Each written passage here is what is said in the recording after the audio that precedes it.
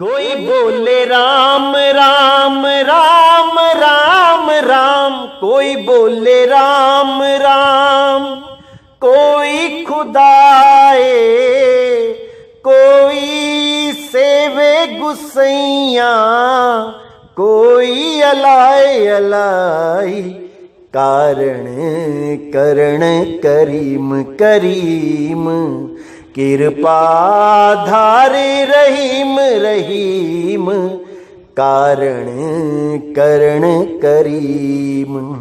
कोई नावे तीरथ कोई हज जाई, कोई करे पूजा कोई सिर निभाई, कोई पढ़े वेद वेद, कोई पढ़े वेद, कोई कतेब, कोई ओढ़े नील, कोई सफेद सफेद, कारण करण करीम करीम, कृपा धारे रहीम रहीम, कारण करण करीम। कोई कहे तुर्क कोई कहे हिंदू, कोई बाछे भिसत कोई सुरगिंदू, कहो नानक नानक, कहो नानक, जिन हुकुम पछाता, प्रभ साहिब का तिन भेद जाता जाता, कारण करण करीम करीम, कृपा धारे रहीम रहीम, कारण करण करीम। कोई बोले राम राम राम राम राम, कोई बोले राम राम, कोई खुदाए, कोई सेवे गुसैया, कोई अलाए अलाए, कारण करण करीम करीम, कृपा धारे रहीम रहीम, कारण करण करीम। नमस्कार मेरे प्यारे भाइयों, मेरे परमात्मा के प्यारे जीवहंसों, मैं बंदी छोड़ से यही अरदास करता हूं कि आप सब मेरे भाइयों का विवेक पहले से ज्यादा और ज्यादा और ज्यादा से ज्यादा बढ़ता ही जाए, और ऐसी कोई दुविधा ना रहे जो मेरे भाइयों के मन में 1% भी घर कर पाए।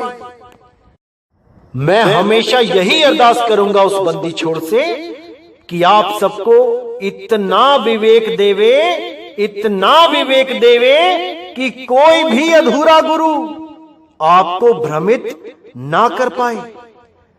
जितने भी ये अधूरा ज्ञान देने वाले बैठे हैं, जितने भी ये भ्रमित करने वाले बैठे हैं, इन सब की चालाकियां आप पकड़ सको, आप जान सको कि आपको कहां पे धोखा दिया जा रहा है। मैं मालिक से यही अरदास करता हूं कि इतनी विवेक शक्ति आप में आ जाए कि अपना भला और बुरा खुद पहचान सको। क्योंकि मेरे भाइयों, आपने ही अपना ख्याल रखना है, आपको ही अपने आप को बचाना है। अगर आप हल्का सा भी कमजोर हो गए तो ये अधूरे गुरु आपका जीवन बर्बाद कर देंगे। ये आपको 1,84 में ले जाएंगे, फिर वहां से निकलना नामुमकिन साबित हो जाएगा। पता नहीं कितने जन्म 1,84 में भटकने के बाद एक जन्म मिलेगा फिर दोबारा इंसान का। इसलिए मेरे भाई, इस जन्म में गलती नहीं करनी है। जो भी आपको समझाया जा रहा है संतों की वाणियों के द्वारा, उसको अच्छी तरह समझ के निबेड़ा करना है सत्य और असत्य का। इन्हीं वाणियों में सार छुपा होता है, बस वो सार आप तक पहुंचा नहीं पा रहा है कोई। और अब आपको एक एक चीज को समझना है, क्योंकि परमात्मा की दया से ये मूल ज्ञान खुल चुका है। अब ऐसा कोई भी भ्रम नहीं होगा जो मेरे भाइयों को भ्रमित कर पाएगा। लेकिन आपने हर चीज को समझना है, विचार करना है और उसके बाद परख करके अपनाना है। जल्दबाजी बिल्कुल नहीं करनी है मेरे भाइयों। किसी भी पंथ में जुड़ने से, किसी भी पंथ में नहीं जुड़ना है जल्दबाजी में। हर चीज को समझो, हर चीज को जानो कि कहां क्या बताया जा रहा है। जल्दबाजी का काम शैतान का होता है भाई, परमात्मा का नहीं होता। जो लोग कहते हैं कि आओ तुम्हें परमात्मा एक पल में दिखा देते हैं, एक पल में लखा देते हैं, परमात्मा दिखाई देने लग जाएगा, ये सब माया जाल है मेरे भाई, माया जाल है। गुरु केवल भेद बताता है परमात्मा का, ध्यान की विधि बताता है कैसे करना है। उसके बाद मालिक खुद दया करता है, वो देखता है कब किसको क्या देना है। गुरु केवल अरदास कर सकता है परमात्मा से और उसकी अरदास कभी खाली नहीं जाती। इसीलिए मेरे भाइयों, हर चीज को समझो, हर चीज को जानो और गुरु जरूर धारण करो। बिना गुरु धारण किए आपको ज्ञान नहीं हो सकता। लेकिन गुरु के पास ज्ञान अर्जित करने जाओ, ना कि ज्ञान चुराने, क्योंकि जैसा आपका भाव होता है आपका अंतर्मन वैसा ही हो जाता है। अगर आप किसी भी पंथ में ज्ञान चुराने जाते हो तो आप चोर ही कहलाओगे। भले आप वहां से ज्ञान चुरा के वही बातें बोलने लग जाओ जो हम कह रहे हैं, या और कोई पंथ से ज्ञान चुरा के लेके वही बातें करने लग जाओ जो वो पंथ कर रहा है, इससे आप गुरु नहीं बन जाते। ऐसे लोगों को कैसे पकड़ा जाए मेरे भाइयों, आपको एक तरीका बताता हूं। कोई भी गुरु धारण करना है, कोई भी, आप उससे यह पूछो कि यह ज्ञान आपको कहां से मिला, किस गुरु की आप शरण में गए कि आपको यह ज्ञान प्राप्त हुआ। आप देखोगे कई YouTube चैनल 5-5, 7-7, 10-10 साल पुराने हैं और आज तक ये ज्ञान नहीं बोल पाए। लेकिन आज हमारे सत्संग सुन सुन के हमारी ही भाषा बोलने लगे। इसी को बोला गया है कौवा चला हंस की चाल, और अपनी चाल भी भूल गया। अब इन लोगों से आप जब पूछोगे कि आपका गुरु कौन है, तो देखो कितना शातिराना अंदाज से ये आपको भरमाने की कोशिश करेंगे कि हमें गुरु की जरूरत नहीं है, हमें तो स्वयं से ज्ञान हो गया, परमात्मा ने डायरेक्ट हमें ज्ञान दे दिया। अरे परमात्मा ने तो डायरेक्ट ज्ञान धर्मदास जी को नहीं दिया, वो भी एक गुरु बन के उसके सामने बैठे आके। परमात्मा ने डायरेक्ट ज्ञान दादू जी को नहीं दे दिया, वो भी बूढ़ा बाबा के नाम से उनके सामने आके बैठे मिले वहां पे। परमात्मा ने गरीबदास जी को डायरेक्ट ज्ञान तो नहीं दे दिया, वो भी कबीर साहब का रूप धारण करके उनके सामने बैठे आके। परमात्मा ने नानक जी को तो ज्ञान डायरेक्ट नहीं दे दिया। बेई नदी पे जिंदा बाबा के नाम से वो भी गुरु बन के उनको मिले, तो तुम्हें कहां से डायरेक्ट ज्ञान दे दिया भाई। तुम इतने बड़े ज्ञानी हो गए कि इन संतों से भी आगे निकल गए। थोड़ी तो शर्म करो, पता नहीं कहां लेके जाएंगे ऐसे लोग इन जीवों को जिनको ये अपने पीछे लगा रहे हैं। दुख भी होता है, दर्द भी होता है, हैरानी भी होती है, लेकिन क्या करे, जीव अंधा है, कहीं भी जाने को तैयार हो जाता है परमात्मा के नाम पे। अरे पहले परख तो कर लो कि जो सौदा लेने जा रहे हो वो सौदा उसका है या कहीं से चोरी करके लाया है। अगर कोई अपनी दुकान का हीरा बेचता है कहीं भी खड़ा होके, वो डंके की चोट पे बेचता है, और जब एक चोर बेचता है तो वो छुप छुप के बेचता है। वो बताता नहीं है कि किस दुकान से हीरा प्राप्त हुआ है, क्योंकि बता देगा तो चोरी पकड़ी जाएगी। इसलिए मेरे भाई, कहीं से भी जुड़ना हो पहले गुरु का नाम पूछो। ये दुनिया भर के YouTube चैनल बन के आ गए हैं और हमारे ही सत्संग सुन सुन के, हमारी ही भाषा बोल के 2020 में लोगों को भ्रमित करने में लगे हैं। क्योंकि काल भगवान ने भी बोला था कि तेरा पंथ चलने से पहले ही इतने पंथ चला दूंगा कि सत्य सत्य का निबेड़ा ही नहीं कर पाएगा ये जीव। इतनी धुनें दिखा दूंगा लोगों को, इतनी धुनों का ज्ञान दे दूंगा कि सब उसी में उलझ जाएंगे। आज कोई बांसुरी में उलझा है, कोई शंखनाद में उलझा है, कोई बीणा में उलझा है, कोई सारंगी में उलझ गया है, कोई इस झींगुर की आवाज में उलझ गया है जो 24 घंटे कानों में आती रहती है। इसी को सत्य मान के बैठ गए हैं लोग। इसी को सोचते हैं कि इसका ध्यान करो तो मानो जैसे मंदिर में भगवान की मूर्ति के आगे खड़े हो गए। ऐसा मूर्ख बनाते हैं ये लोग। इन लोगों से बच के रहना है मेरे भाइयों। ये वो आवाज नहीं है जो तुम्हें परमात्मा के दर तक पहुंचा सके, जो तुम्हें जगा सके। अरे वो परमात्मा की आवाज, वो अखंड नाद, जब आप उसका ध्यान करते हो और वो जब प्रकट हो जाती है तो आपको देह का भी अंदाजा नहीं रहता कि मेरी देह है कहां पे। और इस आवाज को तो आप 24 घंटे सुन सकते हो। सुनते सुनते आप हल्की सी पिन मारो अपने शरीर में, अगर आपको महसूस होता है वो दर्द, तो समझ जाना कि अभी उस शब्द से नहीं जुड़े। वो सार शब्द नहीं है, वो नकली शब्द है। अरे जब असली शब्द से जुड़ोगे तब इस देह का अनुमान भी नहीं लगा पाओगे कि देह है कहां पड़ी। इसीलिए साहिब ने बोला कि एक पल ध्यान विदे जो पावे और ताकि महिमा वर्णी न जावे। उसकी महिमा नहीं गा सकता कोई। अगर 1 सेकंड के लिए भी अगर वो विदेह शब्द का अनुभव हो जाए तो। अरे ये झींगुर तो दिन रात चल रहा है। ये ब्रह्मनाद है भाई, ये आकाश तत्व की आवाज है। ये हर जगह मिलेगी आपको, लेकिन इसकी फ्रीक्वेंसी अप एंड डाउन होती रहती है। ये कभी हल्की चलती है, कभी एकदम तेज हो जाती है। यही माया है, यही माया है।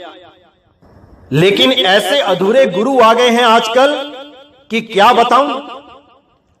ऐसा ऐसा खेल खेल रहे हैं जीवों के साथ कि क्या बताऊं।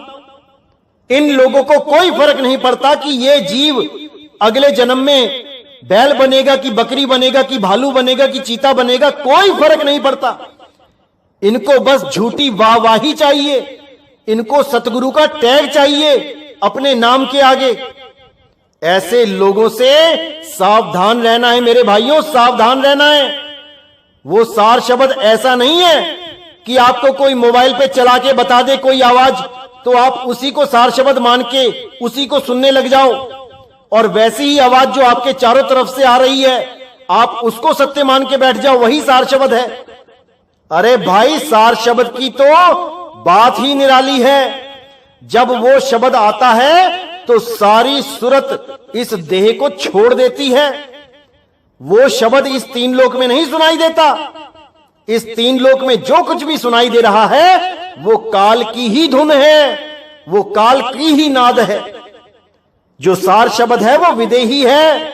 उसके लिए पूरी सूरत को शरीर से बाहर निकालना होता है और वो आप नहीं निकाल सकते, वो शब्द गुरु ही खींचता है।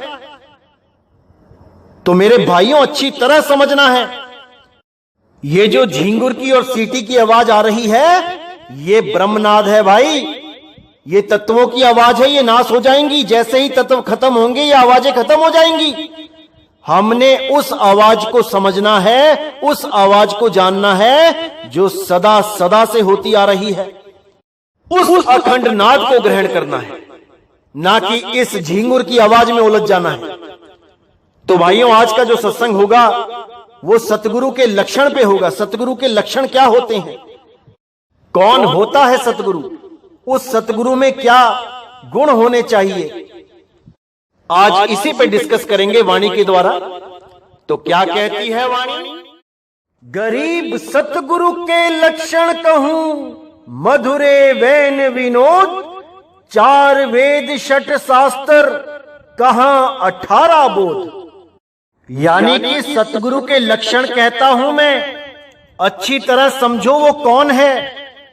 सतगुरु के लक्षण कहूं, मधुरे वैन विनोद, यानी वो ऐसा सतगुरु है जो मधुर है। मधुरे वैन विनोद, उसको प्राप्त करने पर ऐसा विनोद आ जाएगा, ऐसा आनंद अनुभव होगा जिसकी कोई सीमा नहीं, जिसका कोई मुकाबला नहीं, जिसका कोई उदाहरण नहीं मिलेगा।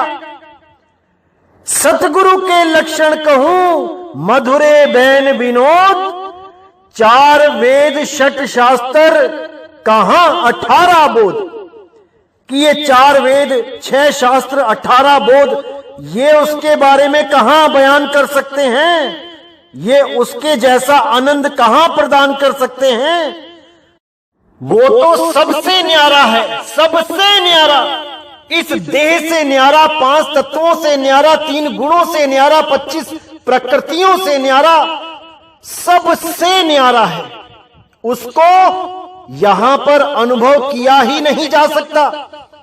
कि कोई सोचे अभी बैठे बैठे उसके कानों में सार शब्द की आवाज आने लग जाए, ऐसा नहीं होता है।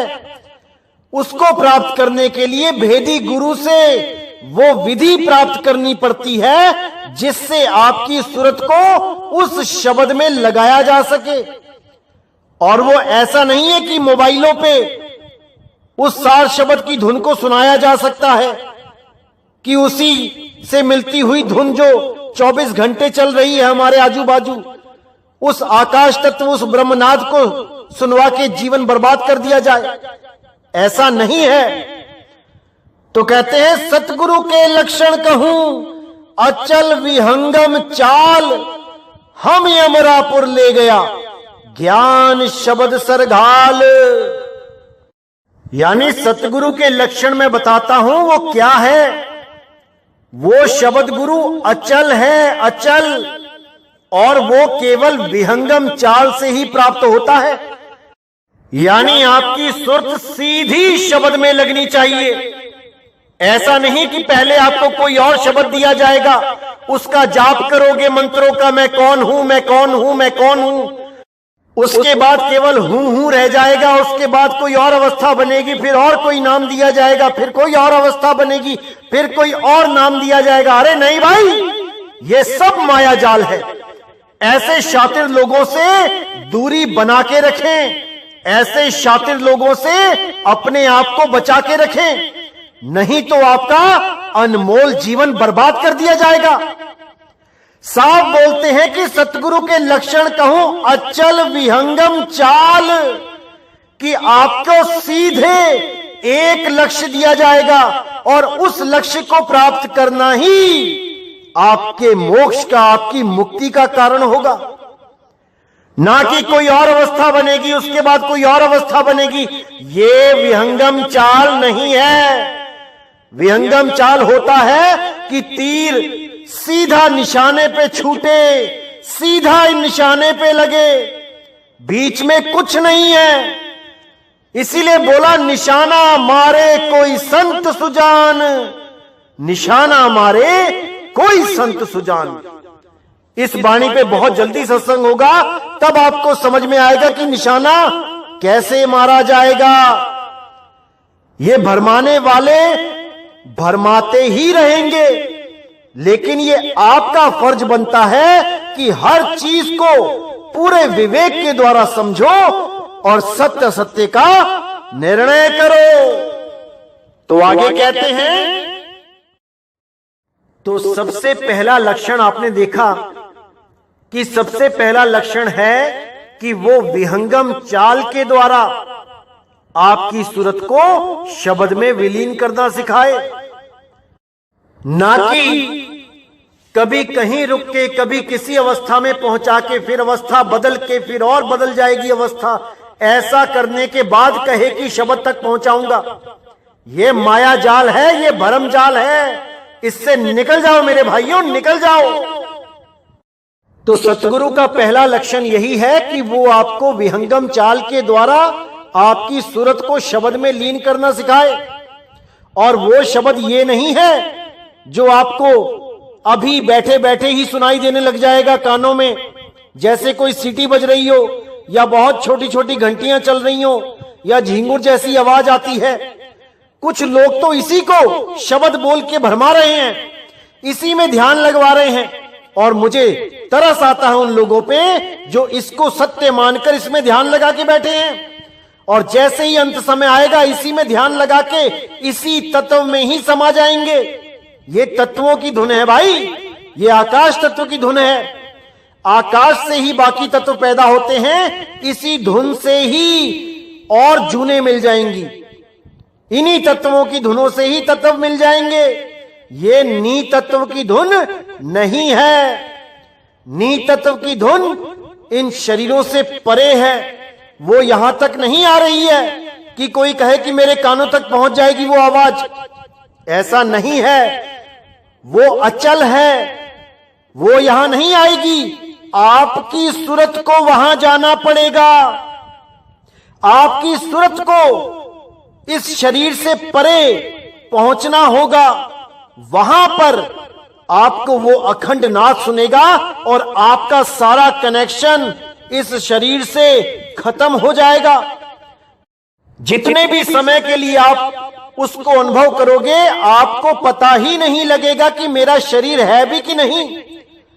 और अभी आप जिसको सार शब्द मान के सुन रहे हो, आप अपने ही शरीर में हल्की सी सुई चुभो के देखो।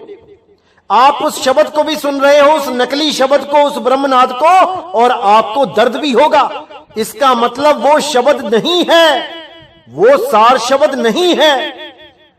वो सार शब्द होता तो सारी चेतना उसमें उसी वक्त समाती और आपको अनुभव तक नहीं होता कि मेरे शरीर में कुछ हो रहा है। ये मैं उस अवस्था की बात कर रहा हूं जब आप केवल और केवल सार शब्द में लीन होते हो। ये उस समय की बात कर रहा हूं मैं, उस पल की बात कर रहा हूं जिसके लिए साहिब ने बोला, एक पल ध्यान विदे जो पावे, ताकि महिमा वर्णी न जावे। ध्यान विदे और नाम विदेहा, दो लख पावे तो मिटे संदेहा।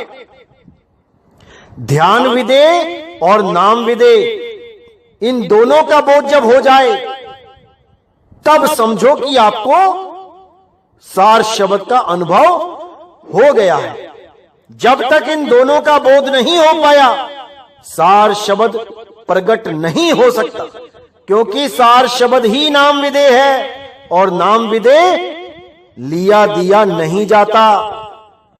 वो केवल अनुभव का विषय है, उसको केवल क्रॉस चेक किया जाता है गुरु के द्वारा कि जो मुझे अनुभूति हो रही है क्या यही नाम विदे है। तो मेरे भाइयों, अच्छी तरह समझना है, एक एक चीज को अच्छी तरह ग्रहण करना है। ये अधूरे गुरु कब आपको जाल डाल के फंसा लेंगे आपको पता भी नहीं लगेगा। जैसे मछली देखने में बहुत होशियार लगती है, इतनी फुर्तीली होती है कि आप जैसे ही हाथ डालते हो पानी में, एकदम फुर्ती के साथ वो इधर उधर होके निकल ही जाती है। आप पकड़ नहीं सकते उसको पानी में। लेकिन जब आप चालाकी से एक कांटा फेंकते हो पानी में और उसके ऊपर चारा लगा लेते हो, तब वो नहीं समझ पाती कि जिस चारे को वो खाने जा रही है वो उसका भोजन नहीं है, बल्कि वो खुद किसी का भोजन बनने जा रही है। इसी प्रकार काल निरंजन ने ये ब्रह्मनाद, ये झिंगुर जैसी जो आवाज चलती है, जो आजकल लोग मोबाइलों पे सुना रहे हैं सार शब्द बोल के, ये आवाज यहां प्रकट की हुई है। और जो भी उसमें ध्यान लगा रहा है, याद रखना मेरे भाइयों, तुम वो मछली हो जो काल निरंजन के जाल में फंस गए हो। अभी भी अगर तुमने विवेक नहीं लगाया तो याद रखना उसका भोजन बन जाओगे। वो धुन यहां नहीं है जहां तुम्हें सुनवाई जा रही है।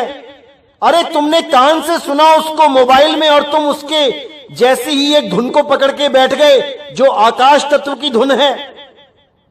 पूछो अपने गुरु से कि 5 तत्वों की अलग अलग धुनें कैसी होती हैं, बताए जरा, क्योंकि हर तत्व की अलग धुन होती है। लेकिन परमात्मा की धुन निहित तत्व है, वो तत्वों से परे है। वो यहां बैठे बैठे झिंगुर की आवाज की तरह सुनाई नहीं देती, उसकी प्राप्ति करनी पड़ती है, उस धुन में ध्यान धरना पड़ता है। धुन में ध्यान, ध्यान में जाना, गुरमुख अकत कहानी। बाबा नानक साहिब कहते हैं कि उस धुन में ध्यान धरना पड़ेगा, लेकिन उस ध्यान की विधि कैसे पता लगेगी, वो केवल भेदी गुरु बताएगा। तब आप उसको प्राप्त कर सकते हो। अन्यथा ऐसे नहीं कि बैठे बैठे झिंगुर की आवाज सुनते रहे और अंत समय में प्राण निकल गए और झिंगुर बन के ही आ गए यहां पे। क्योंकि जहां आशा तहां वासा। समझ जाओ मेरे भाई, इसको समझ जाओ। तो पहला लक्षण आपको समझ में आ गया कि सतगुरु का क्या लक्षण होता है, जो विहंगम चाल से जोड़ता है। ना कि पहले वो ब्रह्मा जी के लोक, फिर विष्णु जी के लोक, फिर शंकर जी के लोक, फिर ब्रह्म लोक, गोलोक, ऐसे करते करते सतलोक, अलख लोक, अगम लोक, अनामी लोक ऐसे पहुंचाता है। नहीं, वो सीधे शब्द में ही वास करवाता है, वो सीधे शब्द में ही सूरत को लगवाता है। तो दूसरा लक्षण है कि वो काम वासनाओं से रहित होना चाहिए, यानी उसके मन में काम के प्रति कोई वासना नहीं होनी चाहिए। अगर वो सच में एक आत्मज्ञानी है, वो सच में आत्मा के आनंद को प्राप्त कर चुका है, तो वो कभी भी शरीर से यानी हड्डी के ढांचे से, मांस से, इस चमड़ी से, इससे प्रेम नहीं करेगा, इस वासना में नहीं उलझेगा। अगर सच में उसने आत्मज्ञान को प्राप्त किया है तो। अगर केवल नाम का आत्मज्ञानी है तो वो भाई सब कुछ करेगा, वो हर भोग विलास में डूबेगा जिसमें एक आम जीव डूबा हुआ है। वो उसी आम जीव की तरह ही कमजोर होगा, बस कहने के लिए गुरु बन के बैठा होगा, इससे ज्यादा कुछ नहीं। उसकी भी वही गति होगी जो एक आम जीव की होती है, क्योंकि सतगुरु काम वासना पे विजय प्राप्त कर चुका होता है। और जो काम वासना पे विजय ना प्राप्त कर पाए वो सतगुरु कहलाने लायक नहीं होता। तो कोई भी गुरु धारण करना हो, सबसे पहले देखो कि वो क्या शादीशुदा है, क्या वो अपने बीवी बच्चों के साथ रहता है, इसको जरूर चेक करो। क्योंकि जो खुद वासनाओं से अलग नहीं हो पाया, जो खुद काम से अलग नहीं हो पाया, वो आपको कहां रहित कर पाएगा। इसीलिए साहिब ने बोला, जहां काम तहां राम नहीं, जहां राम नहीं काम, दो कभी न मिलसी रवि रजनीक ठाव। वो दोनों कभी नहीं मिल सकते एक ठाव पे। कोई कहे कि रात तो है, हां माना रात है, लेकिन सूरज भी चढ़ा हुआ है, ऐसा नहीं हो सकता। जैसे आजकल ये लोग गुरु लोग कहते हैं कि हां हां हम शादीशुदा हैं लेकिन हम आत्मज्ञानी हैं, ऐसा नहीं हो सकता मेरे भाई, नहीं हो सकता। क्योंकि जिसको आत्मज्ञान ही हो गया वो आनंद का समुंदर साथ लेके चलता है। वो इन काम वासनाओं से मिलने वाली दो चार बूंदों के चक्कर में नहीं पड़ता, इस झूठे आनंद के चक्कर में नहीं पड़ता। वो परम आनंद साथ लेके चलता है, पूरा समुंदर उसमें ही समाया होता है। उसको इस हड्डी से, इस चमड़ी से सुख की आशा नहीं रहती। आत्मज्ञानी गुरु एक तरह से पूरे जगत का पिता हो जाता है।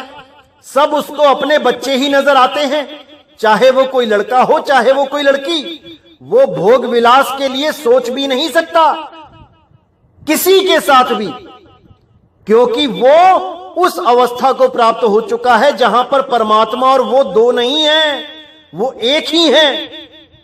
और अगर वो अभी भी शादी ब्याह के चक्कर में रहता है, भोग विलास के चक्कर में रहता है, तो इसका मतलब उसको मन ने भरमा दिया है कि तू आत्मज्ञानी हो गया है।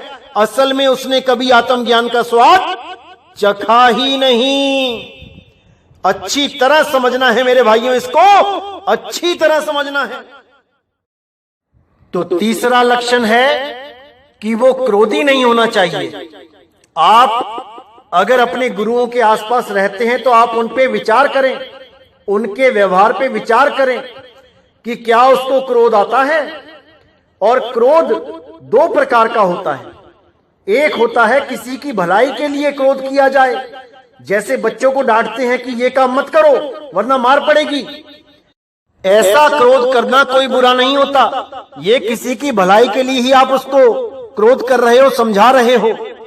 इस प्रकार का क्रोध करने से आप क्रोधी नहीं कहलाए जाओगे और ना ही कोई गुरु क्रोधी कहलाया जाएगा।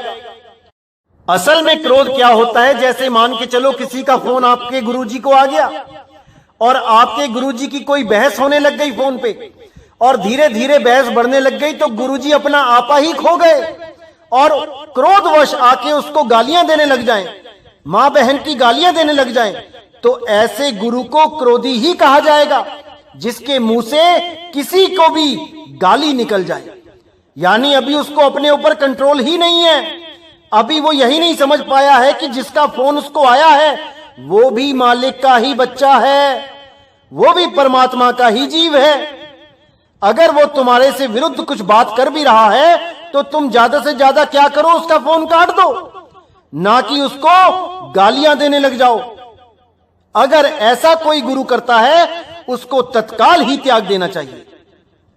यह क्रोध का ही लक्षण है और क्रोधी गुरु कभी किसी को पार नहीं कर सकता। तो चौथा लक्षण क्या है कि वो हर प्रकार के लोभ से दूर होना चाहिए। लोभ क्या होता है इसको अच्छी तरह समझें। जैसे कोई भी गुरु है, A to Z कोई भी गुरु है, और अगर वो सत्संग कर रहा है और उसके सत्संग में चढ़ने वाला जितना भी दान चंदा है, जितने भी पैसे हैं, अगर वो उन पैसों को अपने आश्रम में ऊंची ऊंची दीवारें बनाने में लगा है, अपने बड़े बड़े महल खड़े करने में लगा है, बड़ी बड़ी गाड़ियां खरीदने में लगा है, करोड़ों रुपए की गाड़ियां लेके उसी में बैठना पसंद कर रहा है, करोड़ों रुपए के संगमरमर लगा के बैठा है अपने आश्रम में, बड़े बड़े सिंहासन बना के बैठा है, तो याद रखना मेरे भाइयों, वो लोभी गुरु है, लालची है। वो केवल तुम्हें दिखाने के लिए गुरु बना बैठा है, वो तुम्हें दिखाने के लिए एक सन्यासी बना बैठा है, लेकिन उसका अंतर्मन सन्यासी नहीं है। केवल बाहर से चोले पहनने से कोई सन्यासी नहीं हो जाता। उसके मन में तो एक आम आदमी से भी ज्यादा वासना छुपी है माया की। वो एक झोपड़ी में नहीं रह सकता, उसको रहने के लिए बड़े बड़े महल चाहिए। मेरे भाई, यही माया उस गुरु के पतन का कारण बनेगी। उस गुरु को भी 84 में लेके जाएगी और उसके पीछे जो बेचारे चेले लगे हैं वो भी इस माया में उलझ पुलझ के मर जाएंगे। क्योंकि जब वो गुरु प्राण त्यागेगा तो उसी के चेले झगड़ा करेंगे, आपस में लड़ेंगे, मरेंगे। कई जगह तो यह भी देखा गया है कि चेले ही षड्यंत्र करके गुरु को जहर दे आए हैं, गुरु की हत्या करवा दी है इसी माया के चक्कर में। और ये गलती किसकी है? उसी गुरु की है जिसने इतनी माया इकट्ठी कर ली। अरे अगर वो माया इकट्ठी ना करता और एक झोपड़ी में ही बैठा होता सारी उम्र, तो कौन सा चेला उसको जहर देने जाता? कौन सा चेला उसके झोपड़े पे अधिकार करने की कोशिश करता? कौन सा चेला उसके खिलाफ षड्यंत्र रचता? क्योंकि उस गुरु ने ही अपने हाथों अपने विनाश की कहानी रच डाली है। अरे यही माया के चक्कर में तो बड़े बड़े राजा महाराजा मारे गए। वही माया अगर साधु संतों ने इकट्ठी करके रख ली, बड़े बड़े मंदिर बना दें, बड़े बड़े ट्रस्ट बना दें, बड़े बड़े महल बना दें, तो उनमें और राजाओं में फर्क क्या रहा? कोई फर्क नहीं रहा। वही षड्यंत्र उन राजाओं महाराजाओं के यहां होते थे, वही षड्यंत्र इन आश्रमों में होने लग जाएंगे। क्या फर्क रहा? तो मेरे भाई, ऐसा गुरु धारण करो जिसके अंदर इन ईंट पत्थरों से कोई मोहब्बत ना हो, वो एक झोपड़ी में भी सारा जीवन काटने का सामर्थ्य रखता हो। क्योंकि उसको ये बोध होता है कि ये शरीर ही जब हमारा नहीं है तो ये महल अटारियां कहां हम लेके जाएंगे। ऐसा गुरु धारण करो जो माया से परे हो, जो लोभ से परे हो। और अगर जो चंदा, जो पैसा चढ़ता भी है, वो भी केवल संगत के कल्याण के लिए लगाए। ग्रंथ छापे, उनको बांटे, बहुत कम कीमतों में बांटे, ताकि गरीब आदमी को भी उस ग्रंथ को पढ़कर ज्ञान प्राप्त हो और वो भी परमात्मा के मार्ग में तत्पर हो सके, आगे बढ़ सके। और भी बहुत से तरीके हैं संगत की सेवा करने के, इस जीव के कल्याण के लिए और भी बहुत से तरीके हैं। वहां पर पैसा लगाए, ना कि अपनी महल अटारियों में लगाए और बड़ी बड़ी गाड़ियों में लगाए और अपनी जेड सिक्योरिटी में लगाए। ये सतगुरु के लक्षण नहीं है, बिल्कुल नहीं।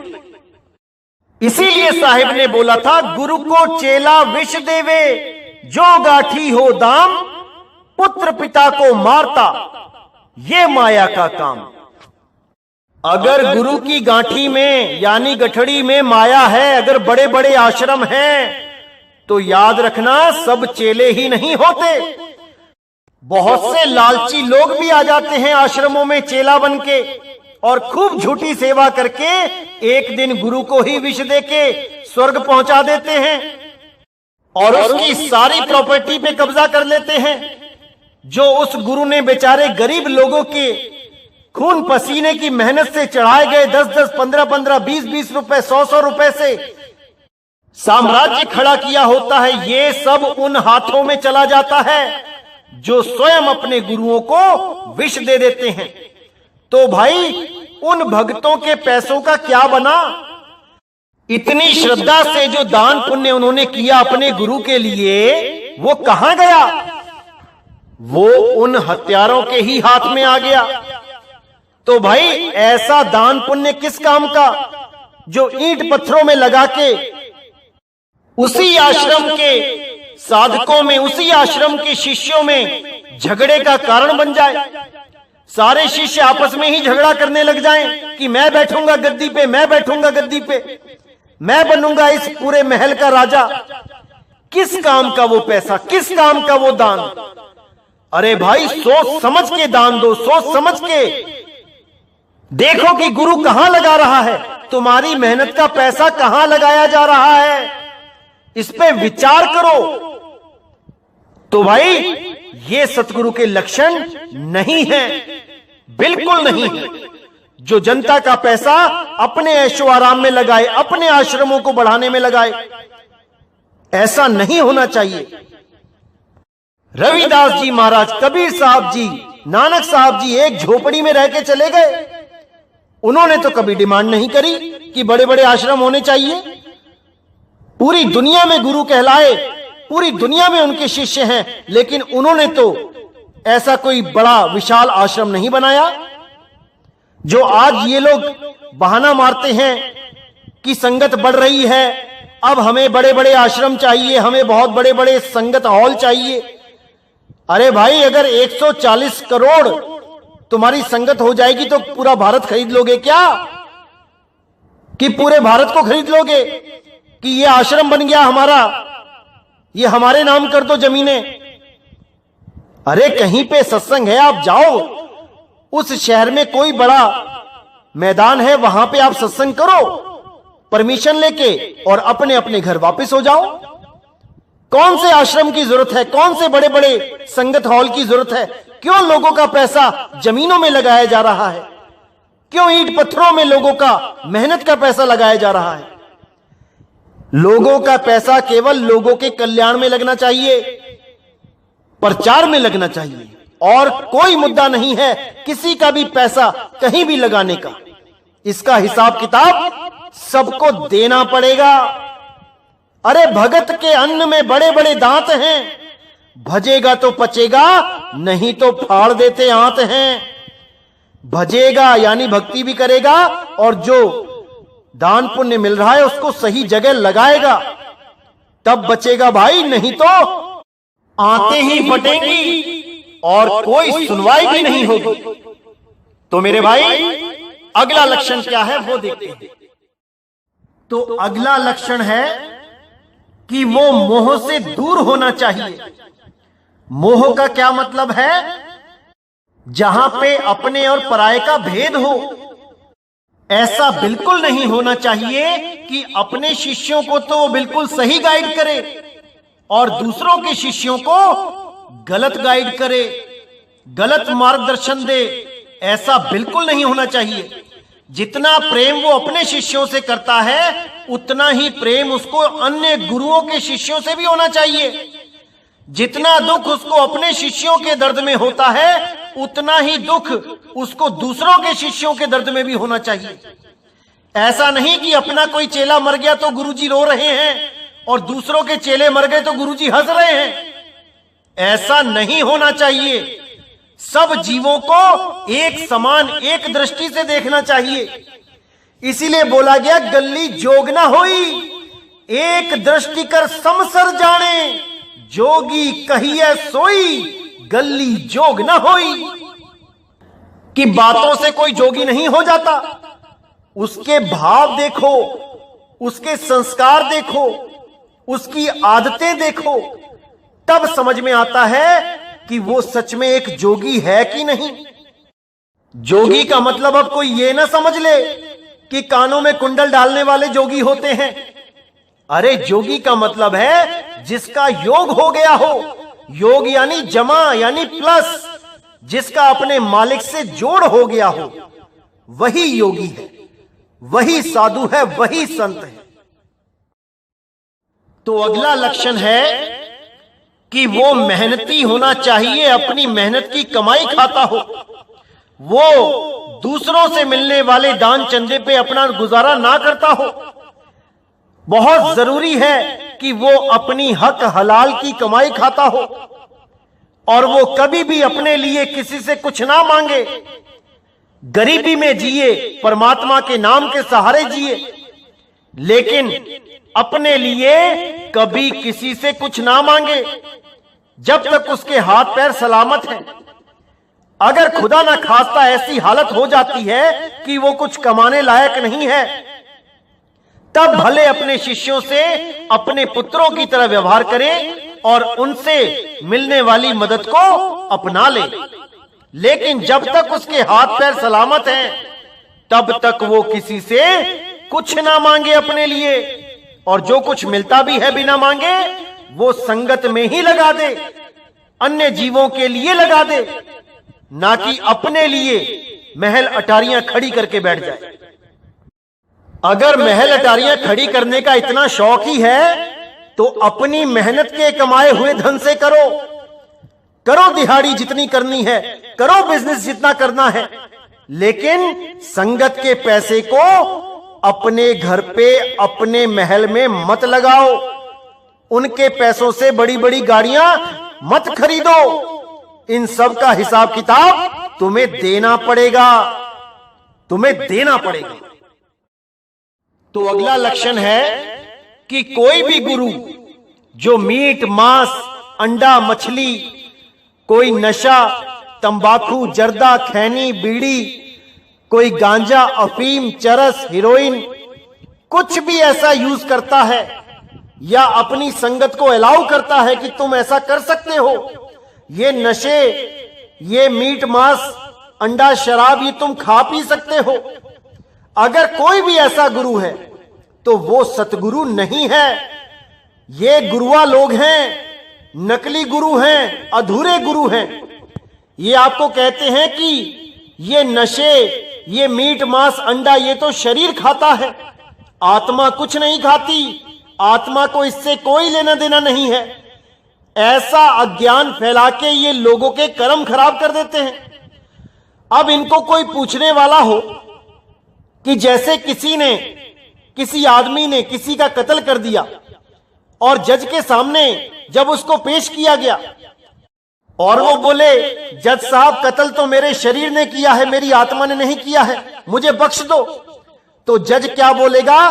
ठीक है भाई, तेरी आत्मा को बख्श दिया, लेकिन तेरे शरीर ने जिसका कत्ल किया है उसके अपराध में, उसकी सजा में तेरे शरीर को फांसी पे लटकाया जाएगा। तेरी आत्मा से हमने कुछ नहीं कहना, तेरी आत्मा बिल्कुल निर्मल है, उसने कोई पाप नहीं किया है, लेकिन तेरे शरीर ने पाप किया है, तेरे शरीर को नहीं छोड़ा जाएगा। तब क्या हालत होगी आपकी? अरे मेरे भाइयों, जितने कर्म तुम खराब कर रहे हो ये तुम्हारे शरीर को ही भोगने पड़ेंगे, और इन पापों को भोगने के लिए तुम्हें ही आना पड़ेगा शरीर में। जैसे आज आके बैठे हुए हो वैसे ही तब आना पड़ेगा जब इन सारे कर्मों का हिसाब किताब दोगे। तो ऐसे गुरुओं को तो पैर भी हाथ नहीं लगाना चाहिए जो ऐसी शिक्षा देके समाज का बेड़ा गर्क कर देते हैं। याद रखना भाइयों, कोई भी गुरु गांजा, अफीम, चरस, भांग, तंबाकू, जर्दा, खैनी कुछ भी यूज करता है, उसको तत्काल त्याग दो, वो तुम्हें पार नहीं कर सकता। और अगर कोई मीट मांस भक्षण करता है, वो तो साक्षात राक्षस है। कबीर साहब ने बोला है, मांसाहारी मानवा प्रत्यक्ष राक्षस जान, और ताकि संगत ना करो होए भक्ति में हान। अरे आम आदमी जो मीट खाता है, उसकी भी संगत करने को मना किया गया है, और यहां तो गुरुआ लोग ही मीट खा रहे हैं। ऐसे लोगों को तत्काल त्याग देना चाहिए।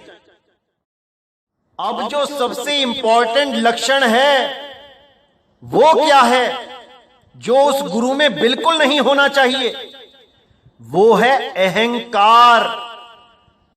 अहंकार ही सबसे बड़ी बीमारी है, जो जन्म मरण का सबसे बड़ा कारण है। अगर अहंकार ना हो तो कोई कर्म हो ही नहीं सकता। सब कर्मों का जो जड़ है वो अहंकार है। इसी अहंकार के चलते बड़े बड़े ऋषि मुनि, बड़े बड़े देवी देवता उस मुक्ति पद को प्राप्त नहीं कर पाए। ये अहंकार बड़े बड़े योगी सिद्धों को खा गया। इस अहंकार से कोई बिरला ही बचा है। इस अहंकार से बचना सबके बस की बात नहीं है। कैसे पता लगे कि हमारा गुरु अहंकारी है कि नहीं? बहुत विवेक लगाना पड़ेगा मेरे भाइयों इस चीज को समझने में। कबीर साहब कहते हैं, माया तजनी सहज है, मान तजा नहीं जाए, मान मुनि मुनिवर गले, मान सबन को खाए। ये मान बड़ाई ही सबसे बड़ी प्रॉब्लम है। अगर इस मान बड़ाई में गुरु फंसा हुआ है तो मेरे भाई आपको वो कभी मुक्त नहीं कर पाएगा। क्योंकि जिस शब्द के सिमरन से उसी का मान खत्म नहीं हो पा रहा है, वो भी अभी मान अपमान में फंसा है, वो आपको कब मुक्त कर पाएगा? आपको कौन सा शब्द लखाएगा जिससे आपका मान अहंकार खत्म हो जाए? बहुत इंपॉर्टेंट है, इस पे पूरा विचार करना है। कैसे पता लगे कि मेरा गुरु अहंकारी नहीं है, उसमें मान बढ़ाई की चाह नहीं है? आप परख कीजिए और देखिए, क्या मेरा गुरु किसी और संत महात्मा को अपने आश्रम पे इनवाइट करता है, बुलाता है? क्या मेरे गुरु के आसन के ऊपर बैठकर कोई और महात्मा उसी परमात्मा की महिमा गा सकता है जो परमात्मा मेरे गुरु का भी है? यानी जिस पिता की महिमा मेरा गुरु गा रहा है, क्या वो उसी पिता की महिमा किसी और संत महात्मा से गवा सकता है अपने आश्रम पे बुला के?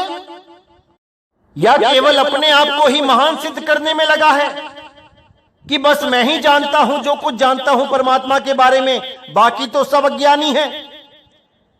अगर ऐसा है तो विचार करने की जरूरत है मेरे भाइयों। असली संत वो होता है जो सबको अपने आश्रम पे इनवाइट करे कि आओ, अरे आओ संतों मेला कीजिए, खाली है तो भर भर लीजिए और भरे हैं तो छक छक पीजिए। आओ संतों मेला कीजिए। अरे सबका एक परमात्मा है तो आ जाओ, एक ही दरबार में आओ, सारे सब मिलके महिमा गाएंगे, उस शब्द गुरु की पहचान बताएंगे। आओ सारे मिलके एक भाव से, एक प्रेम से सारे जगत को एक कर दें। इतना तो इन धर्मों ने नहीं बांटा इंसान को जितना इन गुरुओं ने बांट दिया है। मेरे पास है सच्चा नाम, मेरे पास है सच्चा नाम, और लेके क्या बैठे हैं? 52 अक्षर। मेरे पास है सच्चा मंत्र, क्या है? ओम है, सोहम है, ओम कलियम हरियम है, ज्योत निरंजन ओंकार है, रारंकार है, सतपुरुष काल मूर्त शब्द स्वरूपी राम है, और पता नहीं क्या क्या है। इन्हीं नामों में, इन्हीं अक्षरों में बांट के रख दिया इंसान को। अरे क्या है तुम्हारे पास 52 अक्षरों के अलावा? इन 52 अक्षरों से हजारों नाम अलग अलग बना के हजारों गुरु पैदा हो जाते हैं। इसीलिए कबीर साहब ने निबेड़ा कर दिया है कि 52 अक्षर जीव आधारा, आदि अक्षर जीभ्या से न्यारा, ताही को सत सुमिरन कहिए, और सिमर सिमर नर उतरो पारा। इन्हीं 52 अक्षरों के नाम देने वाले गुरुओं के लिए बोला, जो नर पड़े 52 के फेरा, सो नर जानो काल के चेहरा। जो भी 52 अक्षरों के नाम देके कहता है सारी उम्र इसको जपते रहो, वही काल का दूत है। कोई उस गुरु के सिर पे सींग नहीं लगे होंगे कि तुम पहचानोगे कि मेरा गुरु काल का दूत है कि दयाल का दूत है। इन्हीं 52 अक्षरों की वजह से पहचान में आते हैं ये, इन्हीं गलत साधनाओं की वजह से, जप तप की वजह से पहचान में आते हैं ये कालदूत। और आपने ही पहचानना है, मैं तो केवल पहचान बता सकता हूं, बाकी काम आपने करना है। सत्य असत्य का निर्णय आपने करना है। तो अगला जो पॉइंट है, अहंकार का कैसे पता लगे कि मेरे गुरु में अभी मान बढ़ाई का, अहंकार का बहुत ज्यादा जोर है, कैसे पता लगे? तो देखिए, अगर कोई आपके गुरु के खिलाफ कुछ बोल देता है, किसी ने कुछ भी बोल दिया आपके गुरु के खिलाफ, अब अगर उसमें अहंकार नाम की चीज नहीं है, यानी वो मान अपमान सम्मान से ऊपर उठ चुका है, तो वो कभी भी रिएक्ट नहीं करेगा, एक्शन का रिएक्शन नहीं होगा। कई गुरु आपने देखा होगा कि उन गुरुओं के बारे में कोई हल्का सा भी गलत बोल देता है तो वो गुरु उठा के क्या करते हैं, मानहानि का केस दायर कर देते हैं।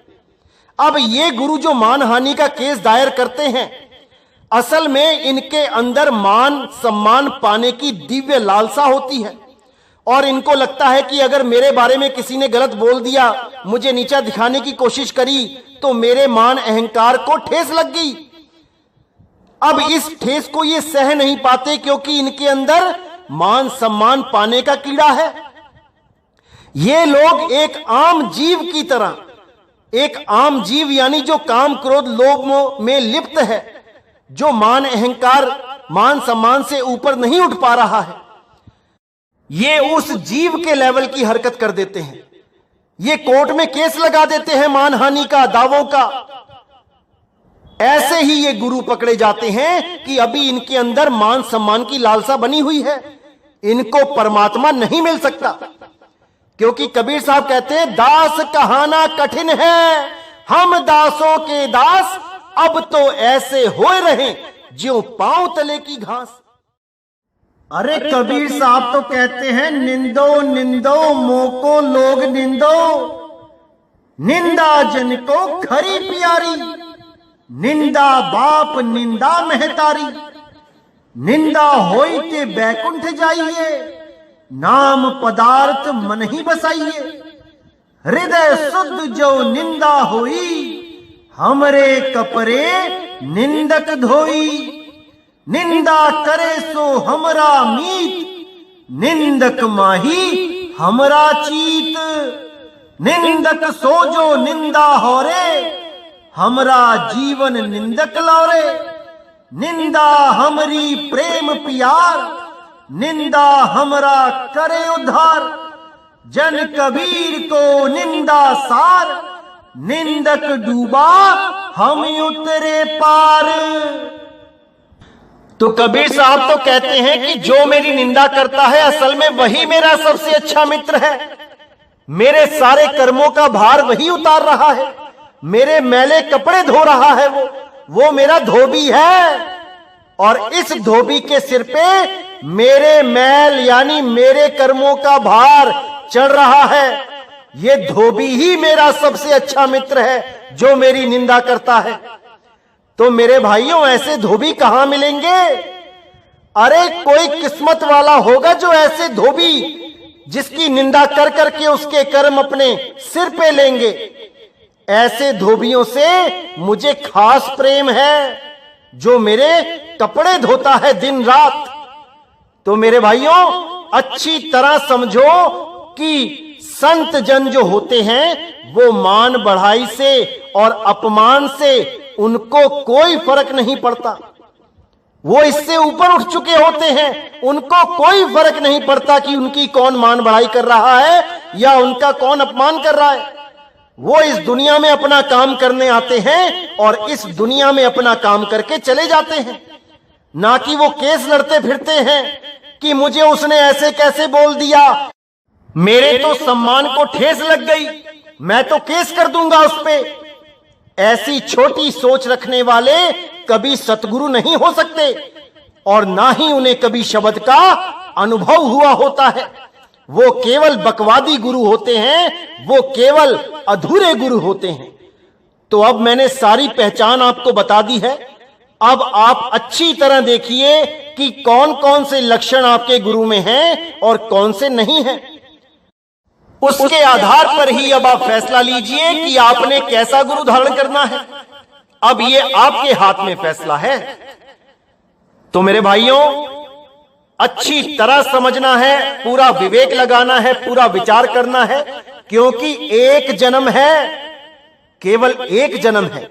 ऐसा सतगुरु ढूंढो जो एक छुड़ाए एक लखाए, सोई गुरु पूरा कहाए, जो 2 अक्षर का भेद बताए। ऐसा गुरु ढूंढो जो 2 अक्षरों का भेद बताए, उसमें से एक को छुड़ाए और एक को लखाए। उस अलिफ को छुड़ाए जो लिखने बोलने पढ़ने में आ रहा है, और उस अलिफ का ज्ञान कराए जो अबोल है, अडोल है, अनाम है। उस अलिफ का ज्ञान कराए। तो मेरे भाइयों, आज का सत्संग यहीं समाप्त करता हूं और अगला सत्संग बहुत जल्दी आएगा और आपके सारे भ्रम दूर कर देगा। बस आप ध्यान से सुनते जाइए और विवेक लगाते जाइए। तो अब मुझे विदा करिए। बोलिए सतगुरु बंदी छोड़ सतगुरु सत्य कबीर साहिब की सदा ही जय हो, सदा ही जय हो। मेरे मालिक की साहिब बंदगी सतनाम।